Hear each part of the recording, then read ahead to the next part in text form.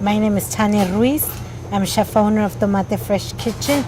I've always liked being in the kitchen. I liked helping. I like cooking, but I never thought of it as a career. But I did work in restaurants, and so the options were pretty limited. Nobody was talking about chefs back then and what they could do, or bringing non-traditional items to the forefront. And I thought, well, why not? There's so much stuff that we can do. And so what happened, one day I was working at this one restaurant and they cut my hours. And we were going a little bit into the recession. So I got my husband, what do I do now, And so I started going to factories and I would make lunch boxes and I would sell them. And then from there, I got the idea of going to culinary school and doing something better from what I love to do. I was working in many kitchens, but as a woman, it's hard to grow up and be a sous chef or a chef at a restaurant. I was really bothered by all of this, so I started making sorbets at farmers markets.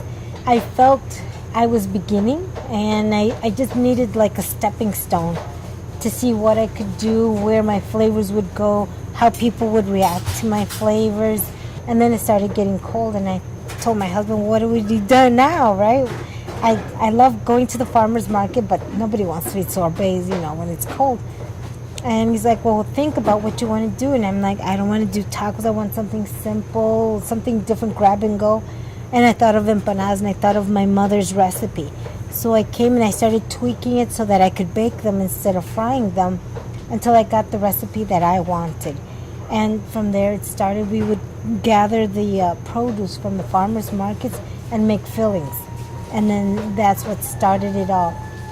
So from there we started doing the Andersonville, the Glenwood market, the Evanston indoor market, and then those came out to be in the summertime for outdoor markets. And one day I just happened to be coming down on Noy Street, and I saw this little place with a for rent, and I called, and the rest is history from there. Well, money was a challenge. We didn't have money to start up with, so it's basically we opened up with whatever we were making at the farmer's market. We would buy little bits and pieces of equipment, like the pots and pans were all from my house. We really just started with almost nothing. We didn't have money for the next month's rent. We didn't have a business plan.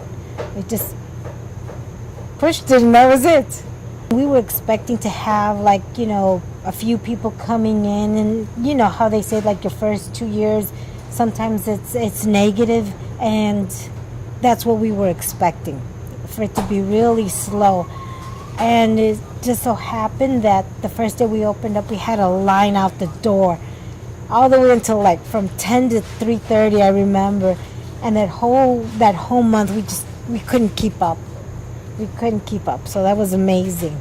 I think people like it because it's a small place. It's family owned. Polo knows people's names and what they like to order. It's a family atmosphere, friendly atmosphere. Everybody here has a good vibe, and that comes out in our food as well. And everything we make is with a lot of love. So it's gourmet because it's not, as I said, flavors that you get in different places. It's street food because it's a small place. It's carryout. It's tacos, burritos, gorditas, which are street food. But it's the flavors that are inside of the fillings that makes it gourmet. Like my duck with chile morita sauce and pomegranate. That's something very different that you don't see anywhere else, much less in a taqueria in Guatemala. So a lot of my flavors and the herbs that I use are mainly what we use in Guatemala, our way of cooking. The only difference in Guatemala, we don't make spicy food. That's like a side dish that we incorporate while we're eating, but not necessarily in our food. And so my husband, he's from Mexico, from Michoacan, and so I would always try to replicate the Mexican dishes, and I was always incorporating a little bit of my herbs. So that's why you get all these different flavors in my food. that you don't necessarily get in other restaurants. We were living in Guatemala. My father used to travel to all different parts of Guatemala. So my mom learned different cuisines, she then taught me. So there's a part of Guatemala where they use achote paste, and I got the foundation for my cochinita pibil from her. One of the reasons why I wanted to get into culinary schools because I remember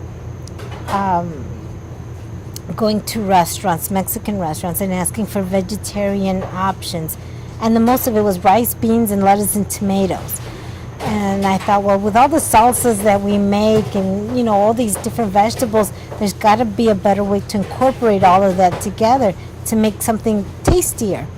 And that was like something that I always had in the back of my mind that I wanted to do. Everything's been amazing. It's been an amazing adventure from how we started selling our empanadas, working in different kitchens, because that really gave me the push and the drive to say, you can do it, get out there.